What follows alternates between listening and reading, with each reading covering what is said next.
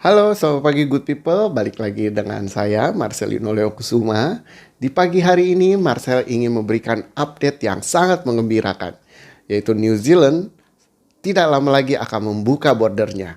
Wow, ini adalah berita yang sangat kita nantikan semua.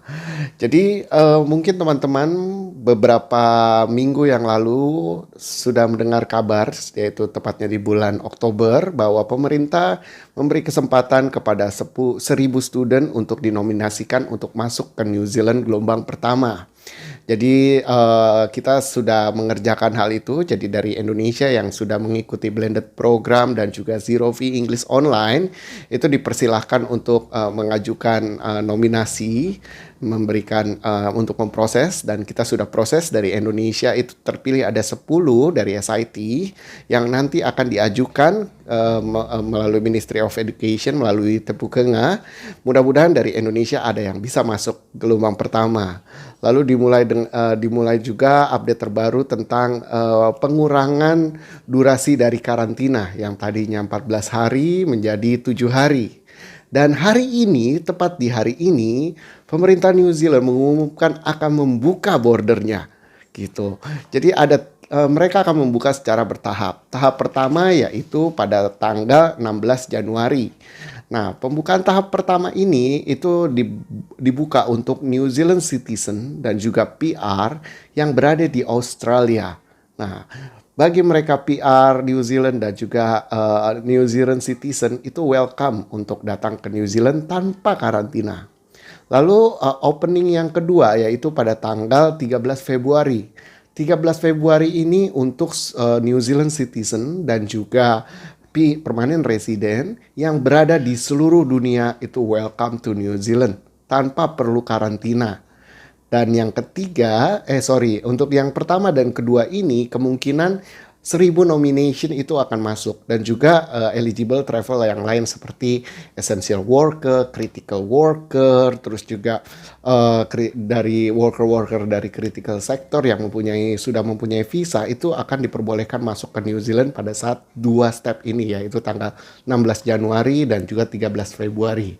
Dan yang ketiga ini atau yang untuk kita semua yaitu tanggal 30 April. Jadi 30 April semua boleh datang ke New Zealand yang mempunyai visa. Namun jangan lupa Indonesia itu masuk dalam high risk classification country. Selain Indonesia itu ada Fiji, ada Brazil, ada India dan juga Pakistan. Tapi mudah-mudahan rencananya bulan Desember ini akan dihapuskan atau akan ditarik dari pemerintah high risk classification tersebut.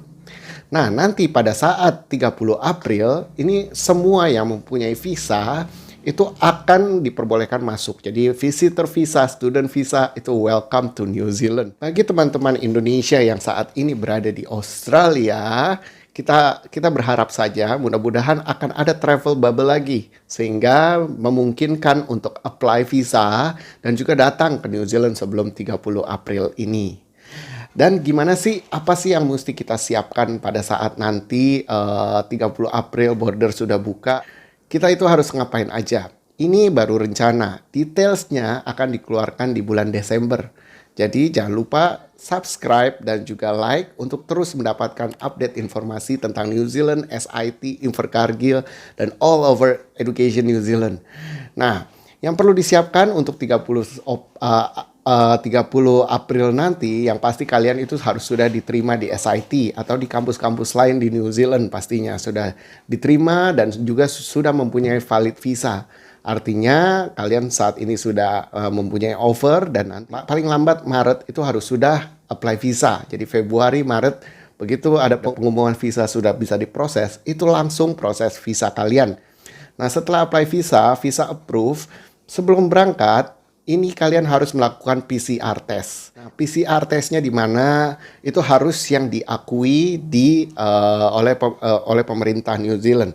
Nanti mudah-mudahan informasi ini ada di bulan Desember. Jadi sebelum berangkat harus dilakukan PCR test. Siapa yang tidak memerlukan PCR test itu hanya anak di bawah 2 tahun. Jadi kalau misalkan kalian membawa anak yang berusia di bawah 2 tahun itu tidak usah PCR test, tidak apa-apa. Lalu yang kedua, harus ada bukti vaksin. Jadi kalian itu harus sudah vaksin minimal dosis pertama. Nah, vaksin juga tidak sembarang vaksin, tapi harus vaksin yang diakui di New Zealand. New Zealand sendiri mengakui 3 vaksin. Yang pertama, AstraZeneca. Jadi kalau misal ada di Indonesia kan, mudah-mudahan kalian semua sudah divaksin AstraZeneca dosis pertama dan dosis kedua, ada buktinya itu akan sangat baik sekali. Lalu yang kedua, Pfizer. Jadi Indonesia juga sudah memberikan beberapa vaksin Pfizer dan mudah-mudahan kalian juga menggunakan vaksin ini. Lalu yang ketiga adalah Johnson Johnson. Jadi hanya 3 vaksin ini yang diakui pemerintah New Zealand. Lalu yang ketiga, kalian harus mendeklar travel history kalian. Itu nanti mungkin ada formnya, detailsnya balik lagi di bulan Desember akan ada. Dan nanti begitu sampai, kalian akan diminta untuk PCR test lagi. Jadi PCR test yang kedua. Sebelum berangkat dan sampai New Zealand akan dilakukan PCR test lagi. Lalu kalian harus isolasi mandiri selama 7 hari. Jadi tidak perlu dikarantina tapi isolasi mandiri saja. Isolasi 7 hari di tempat, kalau misalkan di SIT kita sudah mempunyai kita memberikan 2 minggu free akomodasi. Jadi seminggu pertama kalian harus isolasi.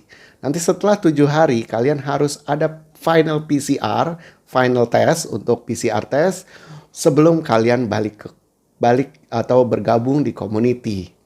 Nah, ini peraturan akan terus berubah. Detailsnya itu ada di bulan Desember.